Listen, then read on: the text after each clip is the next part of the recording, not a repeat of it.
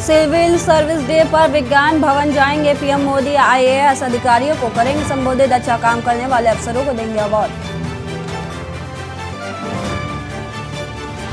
जयशंकर ने यूएन महासचिव से मुलाकात की। दोनों के बीच सूडान की जंग पर हुई बातचीत।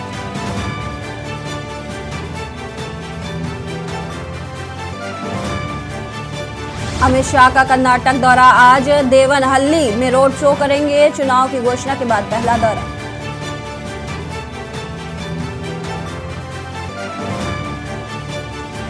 सुप्रीम कोर्ट में सेम सेक्स मैरिज पर आज फिर सुनवाई। पिछले 3 दिन में चल रही बहस। याचिकाकर्ताओं को सोमवार तक खत्म करने की होंगी दलीलें। जम्मू कश्मीर में आर्मी ट्रक पर आतंकी हमला। 5 जवान शहीद। हमलावरों ने फायरिंग की। ग्रेनेड अटैक का भी शक।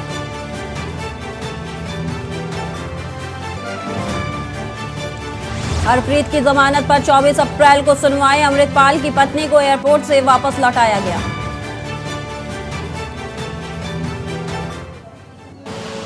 आप देख रहे हैं के न्यूज, खबरों का सारथी।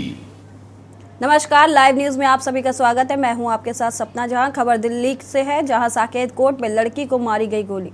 मौके पर 4 फायरिंग की गई।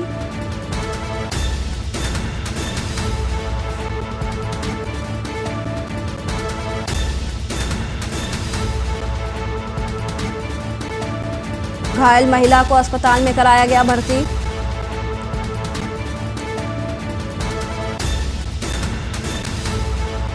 साकेत कोर्ट में चल रहा था पति पत्नी का मामला। मौके पर 4 फायरिंग की गई। घायल महिला को अस्पताल में कराया गया भर्ती।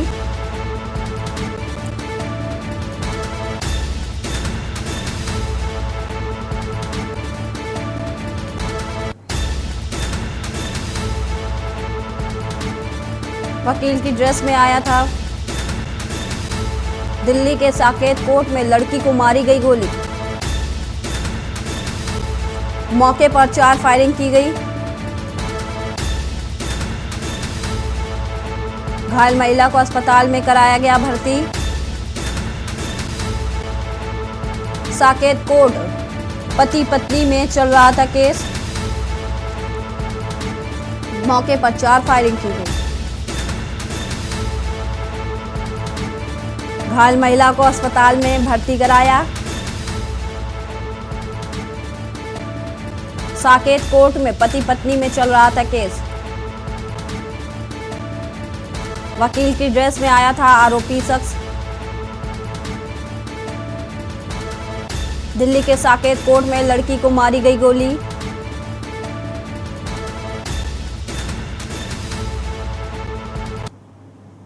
खबर प्रयागराज से है। अतीक की पत्नी शाइस्ता परवीन से जुड़ी खबर आ रही है। शाइस्ता कोर्ट में सरेंडर कर सकती है। प्रयागराज पुलिस ने कोर्ट में बढ़ाई सुरक्षा व्यवस्था। सादे कपड़े में महिला सिपाही तैनात की गई। शाइस्ता कोर्ट में कर सकते हैं सरेंडर।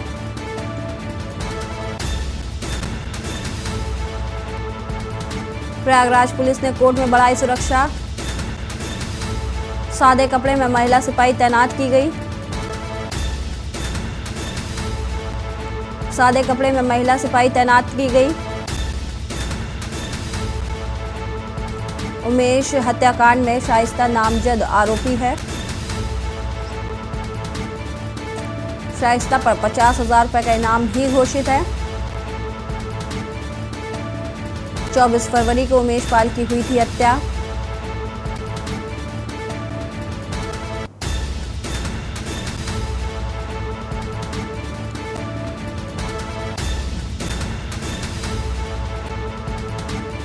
राहुल मिश्रा हमारे साथ जुड़ चुके हैं। जी राहुल, प्रयागराज पुलिस ने कोर्ट में सुरक्षा व्यवस्था बढ़ाई है और शाइस्ता परवीन सरेंडर कर सकती है, इसको लेकर क्या कुछ जानकारी है?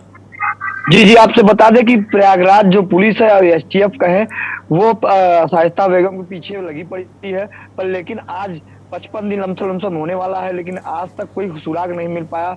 और अब की बात जहां तक आपसे बता दें कि ये जो बात है कोर्ट परिसर 4 चौखट व्यवस्था की गई है कि अगर वो आती है तो पकड़ ली जाए। पर लेकिन कल भी बता दें, कल से ही ड्रोन कैमरे की निगरानी से प्रयागराज की जो पुलिस है वो लगाई हुई है कि ड्रोन कैमरे की निगरानी में जो तराटी इलाका है, जो तटीय क्षेत्र है गंगा का, वहां पर खोजबीन हुई और कहीं इसकी ये सूचना मिल रही है कि वो प्रयागराज से बनारस से पटना के बाद वो बंगाल के रास्ते हो सकती है, पाकिस्तान भग जाए। पर पुलिस जब से अतीक अहमद और अतीक अहमद और अशरफ का जब से ये गोली मारा गया, तब से कहीं न कहीं उसके गुर्गे और उसके सहयोगी भी 1000 जो इसके सहयोगी थे 1000 बताया जा रहा है कि जिसमें फोन के माध्यम से सुराग लिया जाता था कि नेटवर्क से पता चल जाए कहाँ पे है, तो कोई नेटवर्क काम नहीं कर रहा है, किसी का फोन बंद जा रहा है, किसी का नेटवर्क काम नहीं कर रहा है। इसका मतलब है कि जितने सहयोगी थे सब साथ छोड़ दिए हैं। इसीलिए कहीं न कहीं शाइस्ता सोची होगी, उसकी अतीक की पत्नी ये सोच चुकी होगी कि अब भगना मुश्किल है, सिलेंडर करने में फायदा है।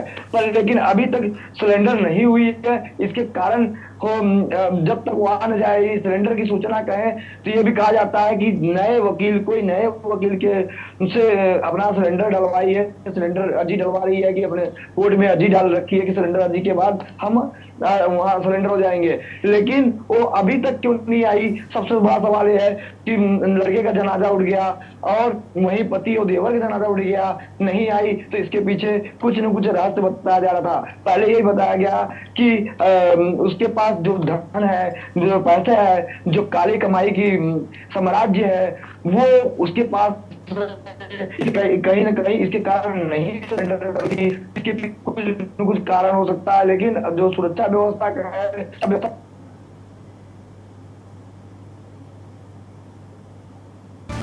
प्रयागराज पुलिस ने कोर्ट में बढ़ाई सुरक्षा व्यवस्था, सादे कपड़े में महिला सिपाही तैनात की गई।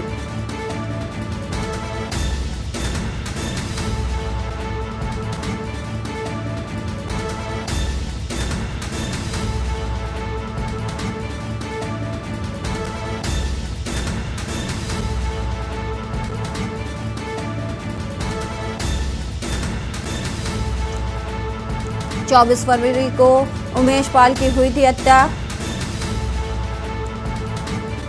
खबर प्रयागराज से है, जहां अतीक की पत्नी शाइस्ता परवीन से जुड़ी खबर हम आपको बता रहे हैं। शाइस्ता परवीन आज कोर्ट में सरेंडर कर सकती हैं। प्रयागराज पुलिस ने कोर्ट में बढ़ाई सुरक्षा।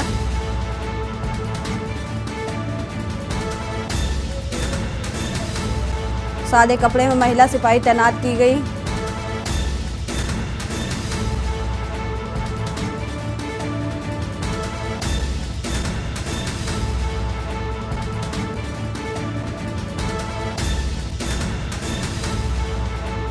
शाइस्ता पर 50,000 रुपए का इनाम भी घोषित है। 24 फरवरी को उमेश पाल की हुई थी हत्या।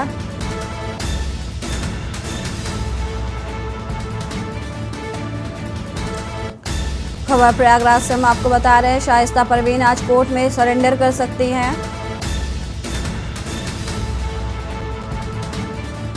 प्रयागराज पुलिस शाइस्ता परवीन के सरेंडर को लेकर अलर्ट मोड पर नजर आ रही है।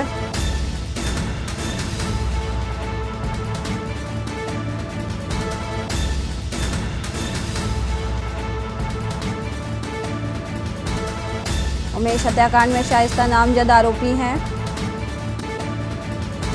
शाइस्ता पर 50,000 रुपए का इनाम भी घोषित किया गया। आपको बता दें, शाइस्ता परवीन लगातार लापता है। पुलिस अब तक उनका कोई भी सुराग नहीं लगा पाई है।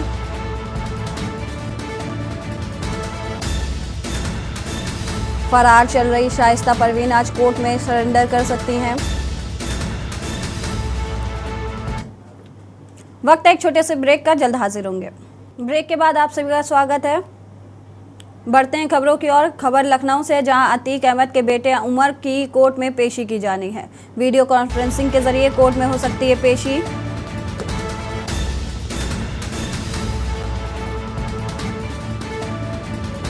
मारपीट, रंगदारी, जालसाजी के मामले में होगी पेशी। 7 अप्रैल को इस मामले में अतीक और उमर पर सीबीआई स्पेशल कोर्ट में आज शुरू हो सकती है गवाही। आज अतीक अहमद के बेटे उमर की कोर्ट में पेशी। वीडियो कॉन्फ्रेंसिंग के जरिए कोर्ट में हो सकती है पेशी। वीसी के जरिए सीबीआई स्पेशल कोर्ट में हो सकती है पेशी। कारोबारी को अगवा कर देवरिया जेल में ला कर गया था पीटा। कारोबारी को अगवा कर देवरिया जेल में गया था पीटा। मारपीट रंगदारी जालसाजी के मामले में होगी पेशी। 7 अप्रैल को इस मामले में अतीक और उमर पर तय हुए थे आरोप। सीबीआई स्पेशल कोर्ट में आज शुरू हो सकती है गवाही। आज अतीक अहमद के बेटे उमर की कोर्ट में पेशी होनी है। वीडियो कॉन्फ्रेंसिंग के जरिए कोर्ट में हो सकती है पेशी। वीडियो कॉन्फ्रेंसिंग के जरिए सीबीआई स्पेशल कोर्ट में हो सकती है गवाही। आपको बता दें, कारोबारी को अगवा कर देवरिया जेल में पीटा गया था।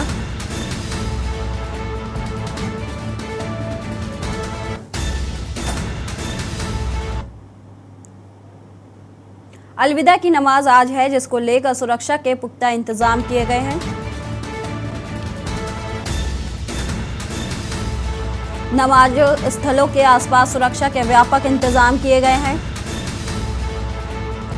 नमाज स्थल के आसपास ड्रोन, सीसीटीवी में निगाह। प्रदेश में 2933 संवेदनशील स्थान हॉटस्पॉट चिन्हित किए गए हैं। 849 जोन, 2460 सेक्टर में पुलिस की तैनाती की गई है। सादे कपड़ों में महिला पुलिसकर्मियों की ड्यूटी लगाई गई है। पुलिसकर्मियों को बॉडी वॉर्न कैमरे के साथ तैनात किया गया है। 3 कंपनी एसडीआरएफ, 5 कंपनी केंद्रीय अर्धसैनिक बल। अलविदा की नमाज आज, सुरक्षा के पुख्ता इंतजाम।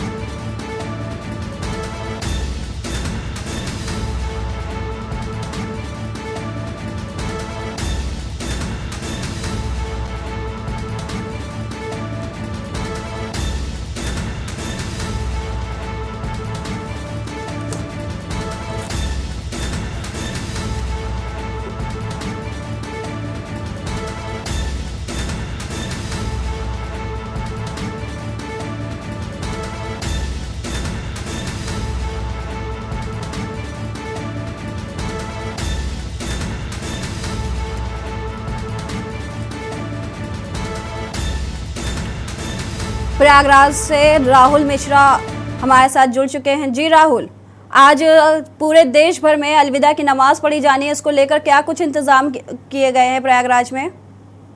जी ये बता दें, प्रयागराज में जब से अतीक अहमद और अशरफ के हत्याकांड के बाद से प्रशासन पहले से ही चुस्त और दुरुस्त दिखाई दे रही थी। और आज का दिन बता दें, आज दिन पूरे मस्जिद से लेकर के और जितने संवेदनशील जैसे इलाके हैं वहां पर ये कह दिया गया है, पुलिस ने अनाउंसमेंट कर दिया था कि अगर नमाज पढ़ने के बाद आप घर जाते हैं और घर से पहले अगर रुक जाते हैं तो आप पे कानूनी कार्रवाई की जाएगी। प्लस उसके बाद धारा 144 लागू है। धारा 144 उल्लंघन में आपके ऊपर सख्त कार्रवाई की जाएगी। और कोई भी अपनी घटना घटाने की अनाउंसमेंट किया गया है, इसीलिए कोई अपनी घटना घटाने की कोशिश करने वालों को सख्त कार्रवाई की जाएगी। और पुलिस का है ड्रोन कैमरे की निगरानी से, ड्रोन कैमरा भी यहाँ पे ऐसा जो आज माहौल देखने के बाद ये पहली दृश्य दिखाई दे रही है कि हर जगह प्रशासन एक्टिव है। और मस्जिदों पे जो खास तौर से जो मस्जिद मुस्लिम क्षेत्र है वहां पे चार चौबंद है और कि कोई अपनी घटना न घटे। क्योंकि आज जो प्रयागराज की दशा है वो पहले से बहुत ही बेहतर है, क्योंकि जो आज के 4 दिन पहले था और आज से कुछ सुधार है कि और उसके बाद अपनी घटना न घटने के लिए प्रशासन सिविल ड्रेस में भी और सिविल ड्रेस के बाद वर्दी में पीएसी बल के साथ वो सुबह से आपसे बताए छावनी बनाई हुई है कि कोई घटना अपनी न सुनाई दे। क्योंकि शासन और प्रशासन का ये सख्त आदेश है कि जहां पे जिस जिले में ऐसी कोई घटना घटने की उम्मीद है वहां पे प्रशासनिक अमला पहले से ही छावनी बनाए हुए हैं। और उसके बाद यहाँ पर अब यहाँ आसपास के जो क्षेत्र हैं, ग्रामीण क्षेत्र हैं, वहां पे भी कल से ही थाना इंचार्जों को ये आदेश दिया गया था कि सब अपने अपनी ड्यूटी पे मुस्तैद तैयार रहें, किसी तरह से क्यों कोई अप्रिय घटना न घटे और प्रशासनिक हमला तैयार रहें।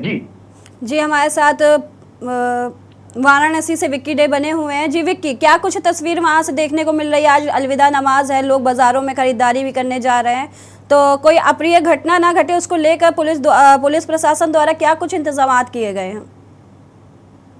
जी बिल्कुल सब्रा, आपको बता दें आज अलविदा की नमाज है और माह रमजान का जो पाक महीना वाला है, तो ये आखिरी जुम्मा जो होता है ईद के चांद से दिखने से पहले जो जुम्मा पड़ता है उसको अलविदा का जुम्मा कहा जाता है। और आपको बता दें मुस्लिमों के लिए ये अलविदा का जुम्मा बहुत ही मतलब महत्वपूर्ण माना जाता है, क्योंकि ऐसे तो साल में हर हफ्ते जुम्मा जो आता है वो अलग है, लेकिन इस जुम्मे को जो है बहुत ही अफजल करार दिया गया है अलविदा के जुम्मा को। यहाँ जो रोजेदार है, जो नमाजी है, गमगीन हो जाते हैं, क्योंकि एक महीना रोजा रखने के बाद जो ये समाप्ति की ओर जाता है, जो आज ये शुक्रवार है, जुम्मा है, ये समाप्ति की ओर जाता है, जिसको लेके रोजेदार जो है गमगीन रहते हैं और मस्जिदों में एक बड़ी संख्या में इकट्ठे होते हैं। आज के दिन वो नहा के नए नए कपड़े पहन के मस्जिदों में अपने समय अनुसार पहुंचते हैं और नमाज पढ़ते हैं। और साथ ही आपको बता दें, देश के शांति सुरक्षा व्यवस्था बनी रहे, अमन और चैन कायम रहे, इसकी भी दुआ करते हैं। मुस्लिम समाज में आज के ये जुम्मे के लिए बहुत ही अहम माना जाता है। और सुरक्षा की बात करें, जिसको लेकर वाराणसी में धारा 144 भी लागू है, क्योंकि आगामी 4 मई को चुनाव के तारीखों का भी ऐलान हो चुका है। वाराणसी में 4 मई को चुनाव होना है, जिसको लेकर प्रशासन पूरी तरीके से कमर कसती हुई दिख रही है। रात को आपको बता दें, पूरे फोर्स के साथ क्षेत्रों में वो फ्लैग मार्च कर रहे हैं अपने अधिकारी के साथ। और अभी जुम्मे से कुछ घंटे पहले जो जुम्मा पढ़ाते हैं, जो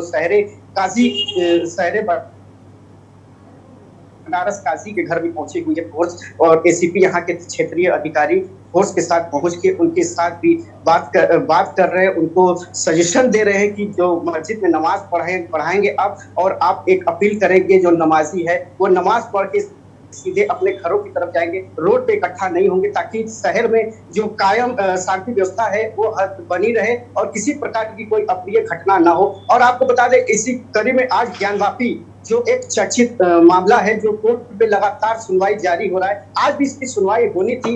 हालांकि कोर्ट जो है आज जुम्मे की नमाज जो अलविदा जुम्मा है, इसके बंदी के कारण आज इसकी सुनवाई नहीं हो पाई है। तो फिलहाल जब खुलेगा तो इसके लिए अगली डेट रखी जाएगी। वहीं सुप्रीम कोर्ट में भी आज इसकी सुनवाई थी। सुप्रीम कोर्ट की तरफ से जिला अधिकारी को दिशा निर्देश दिए गए थे कि जो अलविदा का जुम्मा है वहाँ नमाजियों की दिक्कत होती है। नमाजियों ने एक अपील की थी कि वजू खाने के लिए हमारी व्यवस्था कराई जाए, वहाँ पे जो परिसर है ज्ञानवापी परिसर, वहाँ पे टॉयलेट की व्यवस्था कराई जाए, जिसको लेकर मंगलवार को जिला अधिकारी अपने निरीक्षण किए, मौका पर निरीक्षण किए, उसके बाद उस पर इंतजाम कराए, जिसकी आज सुनवाई होनी थी। फिलहाल जिला अधिकारी द्वारा सारी व्यवस्थाएं करा दी गई है और आज इसकी सुनवाई होने वाली थी, फिलहाल अभी टल चुकी है। जी विक्की, क्या कुछ इंतजाम किए गए बाजारों में?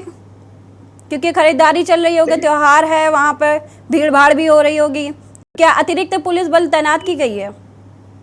जी बिल्कुल, बाहर से भी फोर्सेस मंगा ली गए हैं, पर्याप्त मात्रा में पुलिस फोर्स मंगाए गए हैं। और आज अलविदा का भी जुम्मा है और आज साथ ही चांद रात भी है, क्योंकि आज अगर चांद हो जाता है तो कल वाराणसी समेत सभी जिलों में जो है ईद मनाई जाएगी, जिसको लेकर बाजार एकदम सज चुके हैं। खरीदारी जो भी है वो शाम को करेंगे, जुम्मे के बाद लोग रोजा खोलने के बाद, चांद देखने के बाद खरीदारी करेंगे। और महिलाओं में एक अलग उत्साह होता है, जो मेहंदी लगाना, घरों में साज सजना और रात को ही सेवई बनना, ये सारी जो प्रक्रियाएं हैं ये तैयार हो जाएंगे। और कल सुबह जो है ईद की नमाज पढ़ने की ऐलान किया जाएगा। आज ही मस्जिद में अगर चांद दिख जाता है तो शाम तक जो है ऐलान हो जाएगा कितने बजे ईद की नमाज पढ़ी जाएगी। और साथ में फोर्स की बात करें तो फोर्स जो है पर्याप्त मात्रा में रैपिड एक्शन फोर्स, पीएससी की फोर्स और उत्तर प्रदेश पुलिस पूरी तरीके से पर्याप्त मात्रा में यहाँ पे एकत्रित है। मस्जिदों के बाहर लगाई गई है, बड़ी संख्या में फोर्सेज लगाई गई है, किसी प्रकार की कोई घटना ना हो, किसी प्रकार की कोई चूक ना हो। क्योंकि जिस तरह से आपको बता दें, जो डबल मर्डर केस प्रयागराज में हुआ है, जिसको लेकर धारा 144 भी लागू है, उसी प्रकार कोई अफवाह न फैलाई जाए, इस पे लेकर भी प्रशासन पूरी तरीके से सोशल मीडिया पे भी नजर रख रही है और साथ ही साथ जो गतिविधि है सारे उस पर भी नजर रख रही है। तो सुरक्षा के मद्देनजर कह सकते हैं कि पूरी जो तैयार है। शुक्रिया तमाम जानकारी के लिए।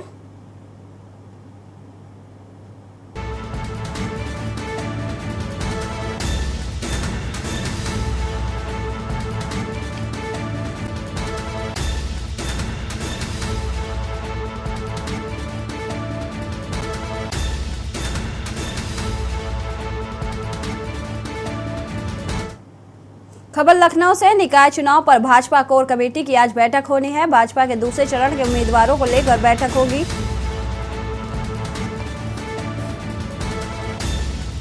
भाजपा के दूसरे चरण के उम्मीदवारों को लेकर बैठक। मुख्यमंत्री आवास 5KD पर होगी बैठक।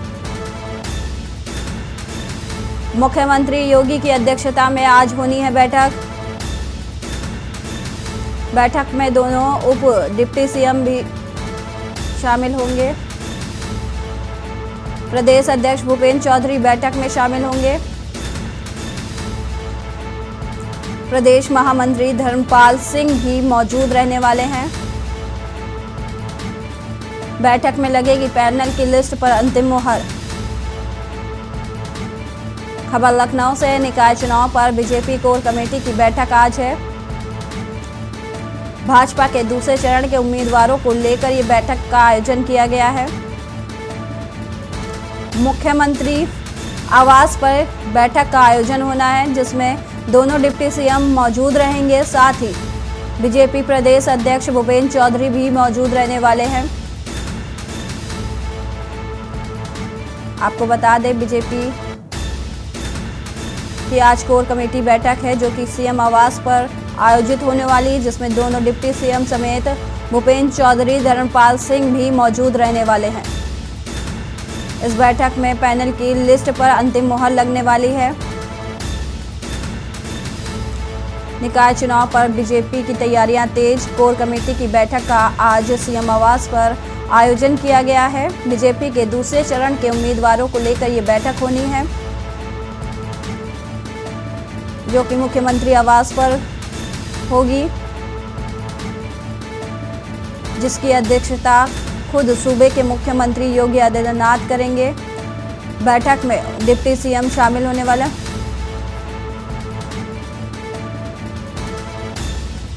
चीफ एग्जीक्यूटिव एडिटर उत्कर्ष सिन्हा हमारे साथ जुड़ चुके हैं। जी उत्कर्ष जी, बीजेपी की आज कोर कमेटी बैठक होने वाली है, क्या कुछ रणनीति तय हो सकती है इस बैठक में?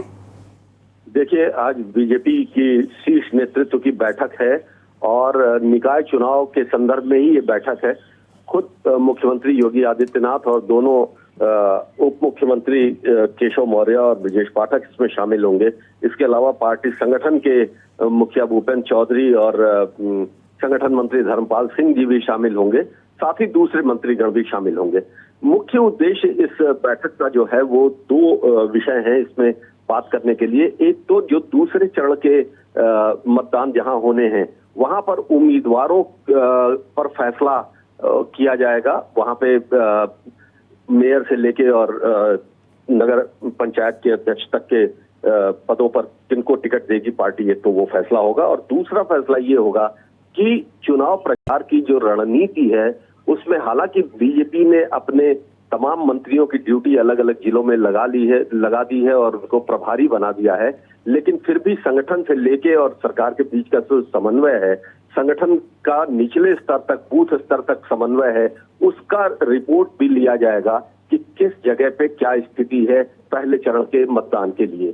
तो ये बैठक बहुत महत्वपूर्ण है और आज इस बैठक के बाद ही बीजेपी अपनी दूसरी लिस्ट जारी करेगी। जी, जैसे कि दूसरे चरण के उम्मीदवारों पर आज फैसला आ सकता है, बीजेपी ने अपने मंत्रियों को भी बूथ स्तर पर तैयारियों के लिए लगा दिया है, तो ऐसे में बीजेपी क्या कुछ तैयारियां करके बैठी है और किन चेहरों पर दांव लगा सकती है दूसरे चरण के उम्मीदवारों पर? बीजेपी ने देखिए बहुत ही मजबूत रणनीति तैयार की है और इसका अंदाजा सिर्फ इसी से लगाया जा सकता है कि उसने अपने सीनियर मिनिस्टर्स की ड्यूटी भी जिलों में लगा रखी है, जहां पर वो निगरानी करेंगे। और वो सीनियर मिनिस्टर्स जो हैं वो पार्टी के बड़े पुराने नेता भी हैं, जिसमें सुरेश खन्ना से लेके और तमाम मंत्री शामिल हैं। उनको एक एक जिले, दो जिलों का प्रभार दिया गया है। वो लगातार दौरे कर रहे हैं और पार्टी इस चुनाव को, निकाय चुनाव भले ही स्थानीय मुद्दों पर लड़े जाते हों, लेकिन 2024 के लोकसभा चुनाव के लिए जो पार्टी मशीनरी है, पार्टी कैडर है, उसको भी एक काम दिया गया है और उसको सक्रिय बनाने का ये रिहर्सल भी हो रहा है। जी, जैसे कि आपने बताया 2024 के बहाने बीजेपी निकाय माफ़ कीजिएगा 2024 के निकाय चुनाव के बहाने 2024 साधने की कोशिश कर रही है। वहीं कहा जा रहा है कि आज बैठक के बाद भूपेंद्र चौधरी दिल्ली रवाना हो सकते हैं। क्या वो एक शिष्टाचार भेंट होगी वहाँ पे बड़े अधिकारियों के, बड़े मंत्रियों के साथ, या फिर ऐसे ही किसी निजी कार्यक्रम के चलते वो दिल्ली जा रहे हैं? जब इस बैठक के बाद जब भूपेंद्र चौधरी यहाँ से दिल्ली रवाना होंगे तो उनके पास एक सूची होगी संभावित प्रत्याशियों की, और वो शीर्ष नेतृत्व के साथ मिल के बैठ के और उस सूची पर फैसला किया जाएगा, और उसके बाद ही वो उम्मीदवारों की सूची जारी की जाएगी। शुक्रिया तमाम जानकारी के लिए।